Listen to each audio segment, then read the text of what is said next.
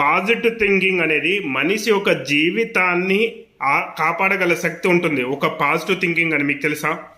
So ఈ వీడియోని పూర్తిగా చూడండి, ఫుల్ డీటెయిల్ ఉంటుంది. ఓకే, సో దానికి బెస్ట్ ఉదాహరణ ఎగ్జాంపుల్ ఏమంటే భారత క్రికెటర్ రిషబ్ పంత్. సో మనందరికీ తెలిసిన wicket keeper Rishabh Pant.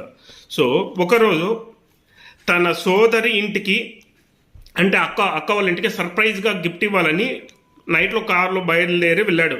So దురదృష్టవశాత్తు తెల్లవారుజామున ఒక భయంకరమైన ప్రమాదానికి గురయ్యాడు. కారు పూర్తిగా కాలిపోయింది, గాయాలు తగినాయి, స్పైన్ బ్యాక్ అంతా తగిలింది.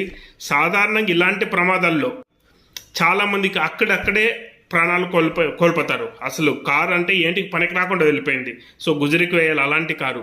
సో కానీ Rishabh Pant sportsman mindset, అంటే వాళ్ళు డిఫరెంట్గా థింక్ చేస్తుంటారు. సో లాస్ట్ బాల్లో ఓడిపోతామంటే కూడా గెలుస్తామనే ఓపు, ఒక నమ్మకం ఉంటుంది. సో కానీ క్రికెట్లో ఎలా అయితే మ్యాచ్ ఓడిపోయినప్పుడు కూడా గెలుస్తామనే నమ్మకం ఉంటుందో, సేమ్ అదే విధంగా అదే ఆలోచనని తన జీవితానికి కూడా వర్తింపచేశాడు.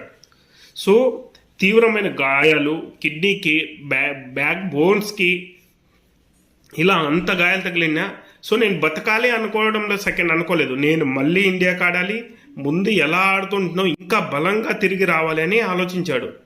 సో పాజిటివ్ ఆలోచనలు, కఠినమైన శ్రమ, మానసిక ధైర్యంతో 6 నెలల్లోనే ఐపీఎల్లోకి వచ్చాడు. అంటే అంతటి వ్యక్తి మనమైతే బెడ్ రెస్టులు తీసుకొని ఇక్కడ అక్కడ భయం పడిపోతాం, ఆ భయంలోనే డెత్ అయిపోతాం.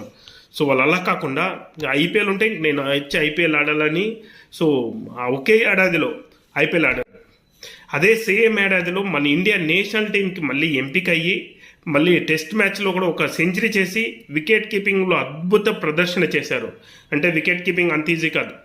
రిషబ్ పంత్ మళ్ళీ తనను తాను నిరూపించుకున్నాడు.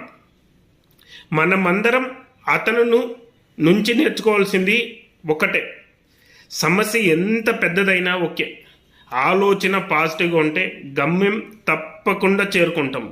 సరేనా? ఎప్పుడు పాజిటివ్గానే ఆలోచించండి, నెగిటివ్గా ఆలోచించకండి. Okay, so negative thinking it will kill our thoughts. So ప్రతి ఒక్కరూ పాజిటివ్గా ఆలోచించి మీ లైఫ్లో మీరు సక్సెస్ కావాలని కోరుకుంటున్నా. మీ యొక్క చక్రపాణి. సో మన ఛానల్ చూస్తుంటారు, సో కానీ దాన్ని సబ్స్క్రైబ్ చేసుకోరు, ఎందుకు చెప్పండి? సో జస్ట్ సబ్స్క్రైబ్ చేసుకుంటే మీకు లేటెస్ట్ అప్డేట్స్ కానీ ఇస్తుంటాం. Okay, thank you for watching. Thank you.